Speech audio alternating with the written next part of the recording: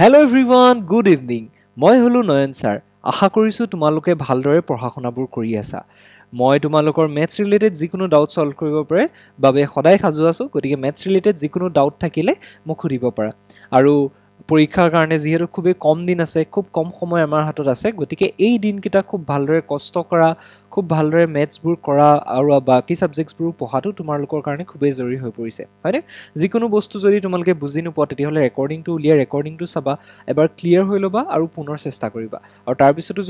যদি বুজি নোপোৱা মোৰ লগত তোমালোকে কন্টেক্ট কৰিব পাৰা। ঠিক আছে? সো আজি আমাৰ ভিডিঅ'টোৰ কথা ক'বলৈ ওলাইছো। আজি ভিডিঅ'টোৰ মূল উদ্দেশ্য হৈছে তোমালোকৰ কিতাপৰ যোনখিনি ফৰ্মুলা গণিতৰ যোনখিনি ফৰ্মুলা খুবেই লাগতিয়াল হয়, তোমালোকৰ গোটেই অংকখিনিত ব্যৱহাৰ হৈ আছে গণিতৰ যিখিনি ফৰ্মুলা, সেই ফৰ্মুলাখিনিৰ ওপৰত মই ডিছকাছ কৰিম। ঠিক আছে? ফৰ্মুলাখিনি তোমালোকৰ কিতাপখনৰ হয়তো আগৰ পৃষ্ঠাটোত সকলোৱে পাইছাই, নহয় জানো? গতিকে আহাচোন আজি আমি ফৰ্মুলাখিনিত আকৌ এবাৰ চকু ফুৰাই লওঁ।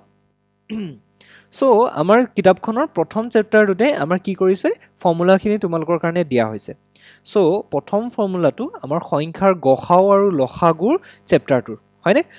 সংখ্যাৰ গসাউ আৰু লসাগু চেপ্টাৰটো এটা খুবেই ইম্পৰ্টেণ্ট ভূমিকা তোমালোকৰ পালন কৰে এক্সামত। এই চেপ্টাৰটোৰ পৰা তোমালোকৰ পৰীক্ষাত বহুত কুৱেশ্যন সোধা দেখা যায়। তোমালোকক ইতিমধ্যে মই লসাগু আৰু গসাউ কেনেদৰে নিৰ্ণয় কৰে তাৰ প্ৰক্ৰিয়াবোৰ শিকাই দিছোঁ। লগতে বহুত অংক আমি তাৰ ৰিলেটেড বহুত অংক আমি প্ৰেক্টিছো কৰিছোঁ, নহয় জানো? আৰু ইয়াৰ লগত থকা খুব ইম্পৰ্টেণ্ট তিনিটা ফৰ্মুলা আছে। ফৰ্মুলাকেইটা কেনেধৰণৰ চোৱা, যে দুটা সংখ্যাৰ পূৰণফল গসাউ পূৰণ লসাগু হয়। গম পাইছেনে? মানে যিকোনো দুটা সংখ্যা ল'লা, সিহঁতৰ গসাউ উলিয়ালা, লগতে লসাগু উলিয়ালা। যদি সেই লসাগু আৰু গসাউ দুইটা পূৰণ কৰি দিয়া তেতিয়াহ'লে আমি কি পাম? সংখ্যা দুটাৰ পূৰণফল পাম। বুজি পাইছানে? যিকোনো দুটা সংখ্যা ধৰি ল'লো এ, আন এটা সংখ্যা ধৰি ল'লো বি। এতিয়া এ আৰু বিৰ যদি মই গসাউ উলিয়াওঁ আৰু এ আৰু বিৰ যদি মই লসাগু উলিয়াওঁ তেতিয়াহ'লে সেই লসাগু আৰু গসাউ পূৰণ কৰি দিলে আমি কি পাম? এ আৰু বিৰ পূৰণফল অৰ্থাৎ এ বি পাম। হয়নে? গতিকে এইটো এটা খুব ইম্পৰ্টেণ্ট ফৰ্মুলা তোমালোকৰ কাৰণে, লসাগু আৰু গসাউ উলিয়াই পেলাই তাৰ পৰা সংখ্যা দুটাৰ পূৰণফলটোৰ লগত কেনেদৰে সেই দুটা জড়িত হৈ আছে সেই বস্তুটো জানাটো, হয়নে? আৰু ইয়াৰ ওপৰত তোমালোকৰ কুৱেশ্যনো দিয়ে, কেতিয়াবা কি কৰে সংখ্যা দুটাৰ পূৰণফল দিব, গসাউটো দিব আৰু লসাগু নিৰ্ণয় কৰিবলৈ দিব। কেতিয়াবা কি কৰে লসাগু দিছে, সংখ্যা দুটাৰ পূৰণফল দিছে, গসাউ নিৰ্ণয় কৰিব দিব। আৰু কেতিয়াবা কি কৰিব গসাউ লসাগু দিয়া থাকিব, সংখ্যা দুটাৰ পূৰণফল নিৰ্ণয় কৰিব দিব। গতিকে সেই তেনে ক্ষেত্ৰত তোমালোকৰ এই ফৰ্মুলাটো খুব ভালদৰে ইউজ হয়। গতিকে এইটো খুব ভালদৰে মনত ৰাখিবা। বিশেষ একো বুজিবলগীয়া বহুত ডাঙৰ কথা নহয়, চিম্পল কথা যে লসাগু আৰু গসাউ যদি উলিয়াওঁ আমি দুটা সংখ্যাৰ তেতিয়াহ'লে সিহঁত দুটাক পূৰণ কৰি দিলে লসাগু আৰু গসাউক তেতিয়াহ'লে আমি সংখ্যা দুটাৰ পূৰণফল পাই যাওঁ। ঠিক আছে? নেক্সট যিটো ফৰ্মুলা আহিছে এইটো এই ওপৰৰ ফৰ্মুলাটোৰ পৰাই আহিছে। কেনেকৈ? আমি যদি এই ওপৰৰ ফৰ্মুলাটো এবাৰ চকু ফুৰাওঁ তেতিয়াহ'লে আমি দেখা পাইছোঁ গসাউ আছে, পূৰণ লসাগু হৈ আছে, হয়নে? এতিয়া আমি কি কৰিছোঁ, দুইফালে এই সমান চিনৰ দুইফালে মই কি কৰিছোঁ, লসাগুৰে হৰণ কৰি দিছোঁ। এইফালে যদি লসাগুৰে হৰণ কৰি দিওঁ এই লসাগুৱে কটা যাব, আৰু এইফালে যদি লসাগুৰে হৰণ কৰি দিওঁ হ'ব দুটা সংখ্যাৰ পূৰণফল ডিভাইডেড বাই লসাগু, হয়নে? চ' আল্টিমেটলি গৈ এই ফৰ্মুলাটো পাওঁগৈ, আৰু এই ফৰ্মুলাটো আহিছে ওপৰৰ এই ফৰ্মুলাটোৰ পৰাই। বুজি পাইছা? নেক্সট একেটা কথাই যে এইফালে গসাউ ইনটু লসাগু আছে আৰু এইফালে সংখ্যা দুটাৰ পূৰণফল আছে। দুইফালে যদি আমি গসাউৱে হৰণ কৰি দিওঁ তেতিয়াহ'লে এইফালৰ গসাউ কটা যাব আৰু এইফালে গসাউটো থাকি যাব, অৰ্থাৎ লসাগু ইকুৱেল টু সংখ্যা দুটাৰ পূৰণফল ডিভাইডেড বাই গসাউ হ'ব। বুজি পালা? একেবাৰে সহজ কথা। এই ওপৰৰ ফৰ্মুলাটো যদি তোমালোকে মনত ৰাখা তলৰ ফৰ্মুলা দুটা মনত ৰাখিবলৈ একেবাৰে সহজ হৈ যায়। আৰু এটা বহুত ইউজফুল ফৰ্মুলা তোমালোকৰ এই চেপ্টাৰটোত, এই তেনেকুৱা লসাগু পূৰণ গসাউ যে সংখ্যা দুটাৰ পূৰণফল হয়, এই তোমালোকৰ ফৰ্মুলাটোৰ পৰা বহুতকেইটা অংক বহুতকেইটা প্ৰশ্ন তোমালোকক সোধা দেখা যায়। ঠিক আছে? অ'কে। চ' আমি সংখ্যাৰ সৰলীকৰণ চেপ্টাৰটো পঢ়িছোঁ। এইটো এটা খুবেই ইম্পৰ্টেণ্ট ভূমিকা পালন কৰে তোমালোকৰ পৰীক্ষাত। এই সৰলীকৰণৰ পৰা তোমালোকৰ অংক দিয়া দেখা গৈছে। গতিকে সেই তাৰ ওপৰত থকা ফৰ্মুলাকেইটা তোমালোকে চাই লোৱা। ফৰ্মুলা বুলি ক'লে এটা বদমাছ ৰুল এটা আছে। বদমাছ ৰুল মানে কি হৈছে, B for brackets, O' for orders মানে পাৱাৰ বা ৰুট অভাৰবোৰ, ডি মানে হৈছে ডিভিজন মানে হৰণ, এম মানে হৈছে মাল্টিপ্লিকেশ্যন মানে হৈছে পূৰণ, এ মানে হৈছে এডিশ্যন মানে হৈছে যোগ, আৰু এছ মানে হৈছে ছাবট্ৰেকশ্যন মানে হৈছে বিয়োগ। গম পাইছানে? আৰু এই ব্ৰেকেটছবিলাকৰ ভিতৰত প্ৰথমতে আমি কি কৰোঁ, ব্ৰেকেটছৰ কাম কৰোঁ, তাৰপিছত কি কৰোঁ আমি পাৱাৰ বা ৰুট অভাৰৰ কাম কৰোঁ, হয়নে? তাৰপিছত আমি হৰণৰ কাম কৰোঁ, তাৰপিছত পূৰণৰ কাম কৰোঁ, তাৰপিছত যোগৰ কাম কৰোঁ, তাৰপিছত বিয়োগৰ কাম কৰোঁ, হয়নে? সেই এটা শৃংখলা, এটা অৰ্ডাৰ এটা আমাক দিয়া থাকে, সেই অৰ্ডাৰটোৰ মতে আমি কামবোৰ কৰিব লাগে। তেতিয়া কি হয়, আমাৰ সৰলীকৰণটো শুদ্ধ হয়। গম পাইছানে? চ' ইয়াত তোমালোকে এই বস্তুটো দেখা পাইছাই। প্ৰথমতে আমি ব্ৰেকেটছৰ কাম কৰিছে আৰু ব্ৰেকেটছৰ ভিতৰতো কিছুমান আমাৰ জানিবলগীয়া কথা আছে প্ৰথম কথা হৈছে এডাল বাৰ থাকে কেতিয়াবা কি হয় দুটা সংখ্যাৰ ওপৰত ধৰি ললো মই 8 + 2 এটোৰ ওপৰত তোমাৰ এডাল এনেকে ৰেখা এডাল দিয়া আছে গম পাইছানে এই ৰেখা যেডাল দিয়া আছে ইয়াৰ তলৰ কামটো কি কৰিব লাগিব প্ৰথমতে কৰিব লাগিব গম পাইছানে ইয়াৰ তলৰ কামটো সকলোতকৈ প্ৰথমতে ইয়াৰ তলৰ কামটো কৰিব লাগিব বুজি পাইছা তাৰ পিছত কি হয় ব্ৰেকেটছৰ ভিতৰত প্ৰথম ব্ৰেকেটৰ কামটো কৰিব লাগে এটো ব্ৰেকেট ফাৰ্স্ট ব্ৰেকেট বুলি কওঁ তাৰ পিছত আমাৰ যেটো সেকেন্ড ব্ৰেকেট যেটো কাৰ্লি ব্ৰেকেট বুলি কওঁ হে ব্ৰেকেটটোৰ কাম কৰিব লাগে তাৰ ভিতৰত থকা বস্তুখিনিৰ কাম কৰিব লাগে তাৰ পিছত আমাৰ বৰ্গ বন্ধনী অৰ্থাৎ এই বন্ধনীডালৰ ভিতৰৰ কামখিনি কৰিব লাগে হয়নে মানে প্ৰথমতে কি কৈছে আমাক বদমাছ ৰুলটো আছে প্ৰথমতে আমি ব্ৰেকেটৰ কাম কৰিব লাগে আৰু ব্ৰেকেটখিনিৰ ভিতৰতো কোনটো ব্ৰেকেটৰ কাম সবতকৈ প্ৰথমতে কৰিব লাগে কোনটো সেকেন্ডত কোনটো থাৰ্ডত কোনটো ফৰ্থত সেই বস্তুবোৰ আমাক ইয়াত দেখুৱাই দিছে প্ৰথমতে আমি এই বাৰডালৰ ভিতৰৰ তলৰ কামখিনি কৰিব লাগে তাৰ পিছত আমাৰ এই যেডাল প্ৰথম বন্ধনীডালৰ কাম কৰিব লাগে দ্বিতীয় বন্ধনী এডাল হয় দ্বিতীয় বন্ধনীডালৰ কাম তাৰ পিছত কৰিব লাগে আৰু একেবাৰে শেষত বৰ্গ বন্ধনী অৰ্থাৎ তৃতীয় বন্ধনীৰ কাম কৰিব লাগে বুজি পাইছা সো ব্ৰেকেট বিলাকৰ ভিতৰত আমি এটো অৰ্ডাৰ মানি চলিব লাগিব গম পাইছা তাৰ পিছত আমাৰ ৰ বুলি এটা থাকে কেতিয়াবা ৰটো সাধাৰণতে দেখা নাযায় কিন্তু কিছুমান অংকত ৰ বুলি দি দিয়ে ৰ মানে বেলেগ একো নহয় পূৰণটোকে বুজাইছে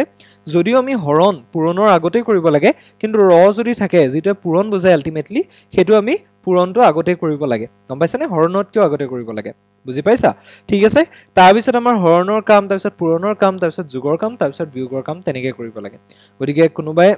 সৰলীকৰণ চেপ্টাৰটো যদি স্কিপ কৰি দিছিলে এবাৰ ৰেকৰ্ডিংছবোৰ চাবাগে তাত মই ধুনীয়াকৈ এইখিনি বস্তু এক্সপ্লেইন কৰি দিছো মই তোমালোকক আকৌ এবাৰ মনত পেলাবৰ কাৰণে এই বস্তুখিনি এবাৰ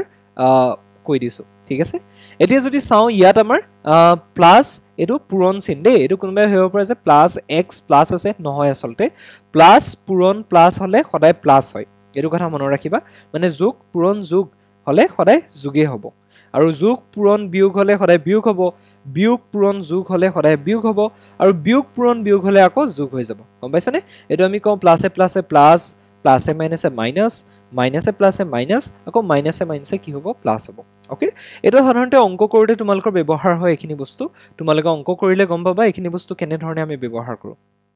এতিয়া আমি নেক্সট যদি চাও প্লাস হক পূৰণ চিহ্নডাল পালো এতিয়া আমি হৰণ চিহ্নডাল চাইছো প্লাসক প্লাসে হৰণ কৰিলে প্লাসে হ'ব প্লাসক মাইনাসে হৰণ কৰিলে মাইনাসে হ'ব মাইনাসক প্লাসে হৰণ কৰিলে মাইনাসে হ'ব আকৌ মাইনাসক মাইনাসে হৰণ কৰিলে প্লাস হ'ব গতিকে এখিনি বস্তু বিশেষ মনত ৰাখিবলগীয়া নাই কাৰণ ইয়াৰ সৈতে একেই হৈ আছে দেখিছানে খালি ইয়াত পূৰণ চিহ্নডালৰ ঠাইত ইয়াত হৰণ চিহ্ন দি দিছে ওকে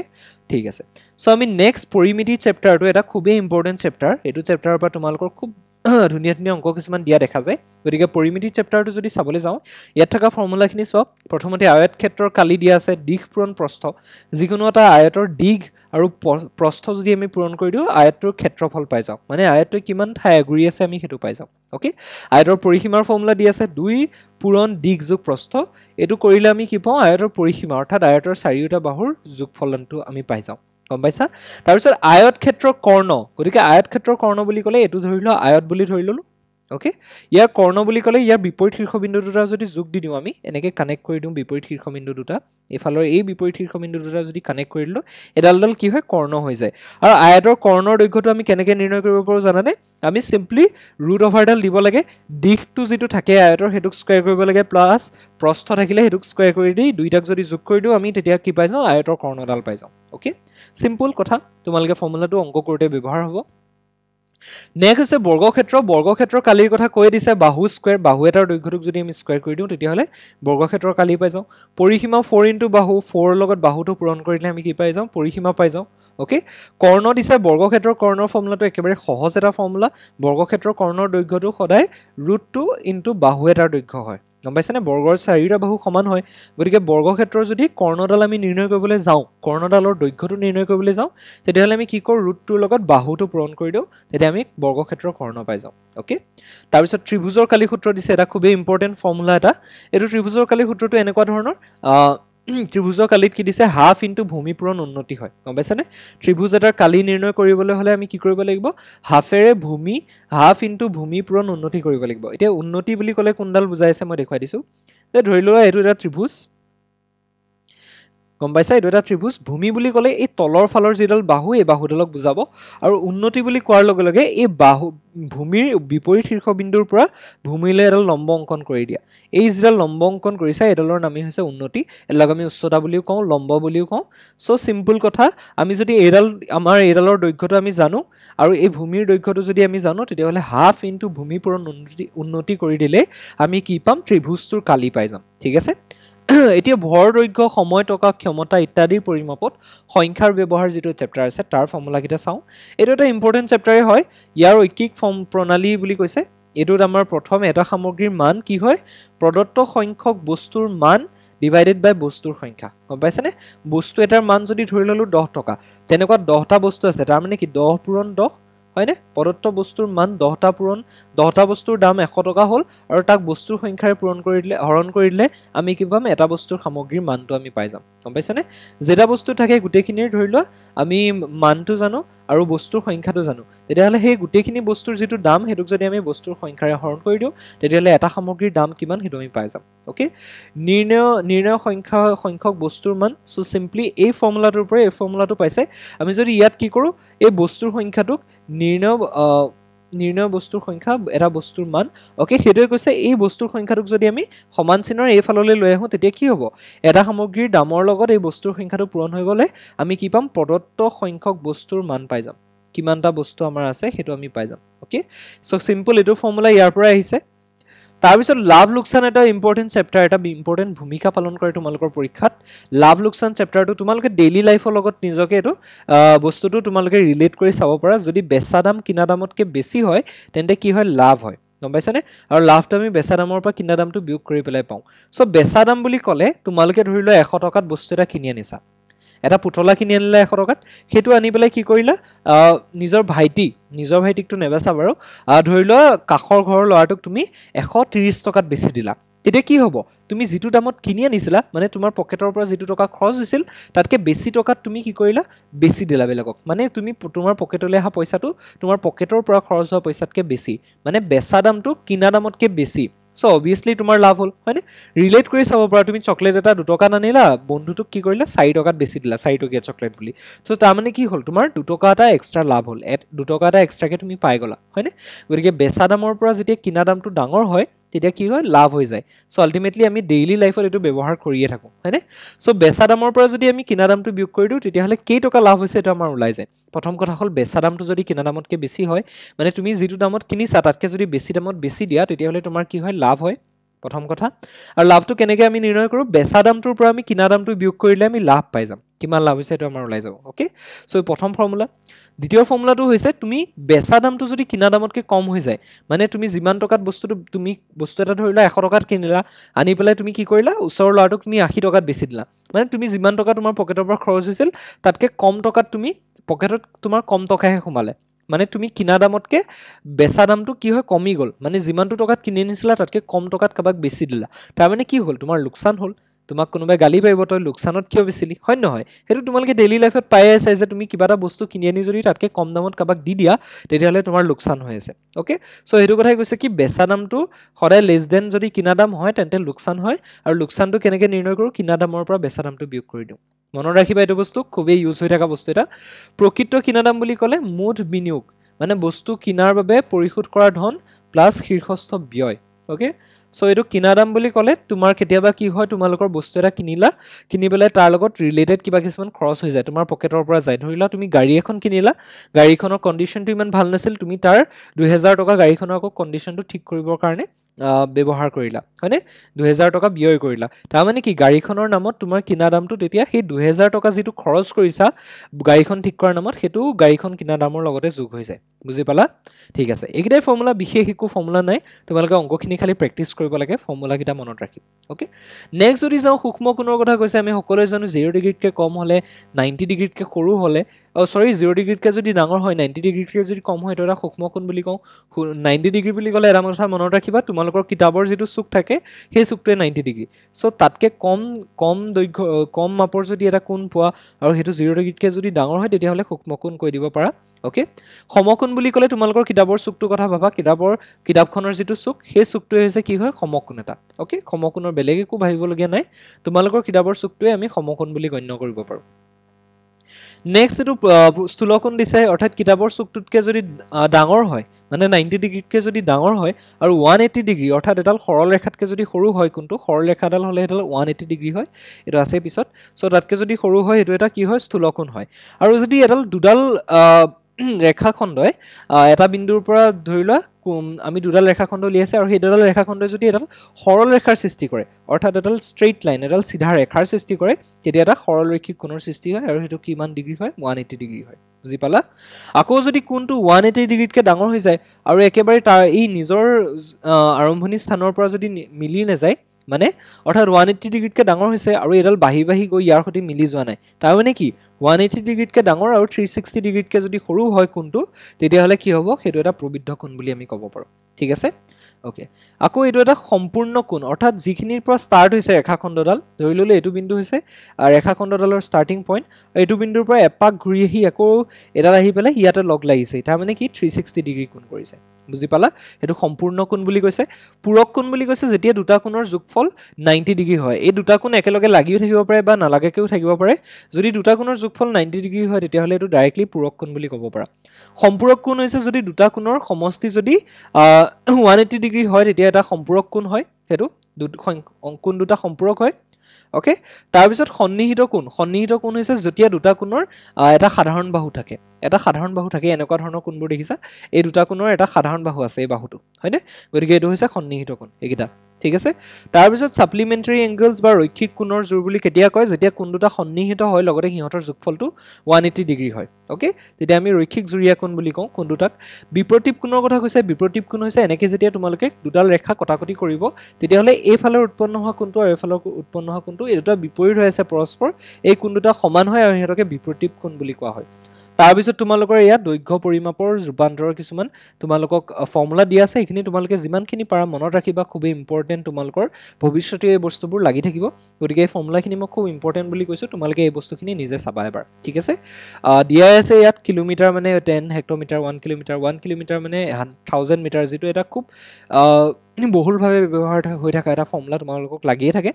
বাকি ফৰ্মুলাবিলাকো ইম্পৰ্টেন্ট হয় 1 মিটাৰ মানে 100 ডেচিমিটাৰ আকৌ 1 মিটাৰ মানে 100 সেন্টিমিটাৰ এটা খুব ইউজ হৈ থাকে তোমালোকে জানিবই লাগে হয়নে গতিকে এই বস্তুবোৰ তোমালোকে ধুনীয়াকৈ মনত ৰাখিবা তোমালোকৰ নিজৰ ভালৰ কাৰণে অংক কৰাত সুবিধা হ'বৰ কাৰণে ওকে পিছত যদি চাবলৈ যাও এই জোখমাখৰ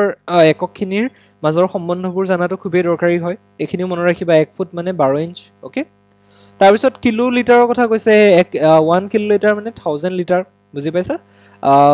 1 লিটাৰ মানে হৈছে কি 1000 মিলিলিটাৰ এটো কথাও মনত ৰাখিবা এই বস্তুবোৰ তোমালোকে জানাটো খুব প্ৰয়োজনীয় আয়তনৰ কথা কৈছে আয়তনৰ এককবোৰ দিয়া আছে ইয়াতে চাই লবা এবাৰ মাটিৰ মাপৰ কথা কৈছে 100 বৰ্গ মিলিমিটাৰ = 1 বৰ্গ সেন্টিমিটাৰ কথা কৈছে এই বস্তুবোৰ তোমালোকৰ কাৰণে খুব ইম্পৰ্টেন্ট হয় গতিকে কেতিয়াও ইগনোৰ নকৰিবা ভৱিষ্যতে কামত দিব বস্তুবোৰে সময় এককবোৰ দি থৈছে 60 সেকেন্ড মানে 1 মিনিট সকলোৱে জানো 60 মিনিট মানে 1 ঘন্টা 24 ঘন্টা এক দিন হয় 7 দিনে এক সপ্তাহ হয় 30 দিনে এক মাহ হয় 12 মাহে এক বছৰ হয় 365 ডেজ এ 1 ইয়াৰ হয় হয়নে আৰু 366 ডেজ মানে হলে লিপ ইয়াৰ হয় ওকে তাৰ পিছত মাহৰ কথা কৈছে মাহৰ গণনা কৰা এটা তোমালোকৰ খুব এটা ধুনীয়া ফৰ্মুলা এটা আছে কেনেকৈ কৰে আমি যদি এই আমাৰ হাতখনৰ এটুক জানুৱাৰী বুলি ধৰো এটুক ফেব্ৰুৱাৰী বুলি ধৰো জানুৱাৰীটো দেখিছানে উখ হৈ আছে গতিকে এটো 31 ডেজৰ হয়নে ফেব্ৰুৱাৰীটো অকন কেতিয়াবা লিপ ইয়াৰ হৈ যায় গতিকে এটো 28 দিনীয়া হয় 29 দিনীয়া হয় ওকে ফেব্ৰুৱাৰীটো কথা কনসিডাৰ নকৰো পিছত মাৰ্চ যেতিয়া আহে আমি আকৌ এখিনিত ধৰিব লাগে মাৰ্চ হয়নে মাৰ্চটো কি হয় তোমালোকৰ 31 দিনীয়া হল যেহেতু উখ হৈ আছে তাৰ পিছত আকৌ এপ্ৰিল হলে এটো 30 দিনীয়া হয় কাৰণ এটো সাপোৰ্ট আছে গতিকে হেনে ধৰণে তোমালোকে নিৰ্ণয় কৰিব পৰা এটো এটা খুব আমাৰ হাতৰ জৰিয়তে আমি ইউজ কৰি পেলাই আমি মাহবোৰ গণনা কৰিব পাৰো কিমান দিনীয়া হয় গতিকে তোমালোকে মনত ৰাখিব পৰা বা হাতখনৰ এই মুঠিটোৰ ব্যৱহাৰ কৰিও গন্তি কৰিব পৰা গতিকে এটা খুব ইউজফুল প্ৰক্ৰিয়া হয় তোমালোকৰ জীৱনত এবোৰ দৰকাৰীও হয় তোমালোকৰ ডেইলি লাইফতো হয় পৰীক্ষাটো দৰকাৰী হয় গতিকে মনত ৰাখাটো খুবই দৰকাৰী ঠিক আছে সো আজিৰ ক্লাসটো ইমানে আছিল এখিনি আছিল তোমালোকৰ লাগতিয়াল ফৰ্মুলাখিনি আশা কৰিছোঁ তোমালোকে মনত ৰাখিবা বস্তুবোৰ, অংকবোৰ ভালদৰে কৰি থাকিবা। ফৰ্মুলাবোৰ ব্যৱহাৰ কৰি থাকিলে তোমালোকৰ বিশেষভাৱে মনত ৰয়, গম পাইছানে? ডাইৰেক্টলি তোমালোকে যদি ফৰ্মুলাবোৰ পঢ়ি থাকা অকল, তাতকৈ বেছি যেতিয়া তোমালোকে ফৰ্মুলাটো একজেক্টলি অংক কৰোঁতে ব্যৱহাৰ কৰিবা, তেতিয়া তোমালোকে বেছি মনত ৰৈ যায়।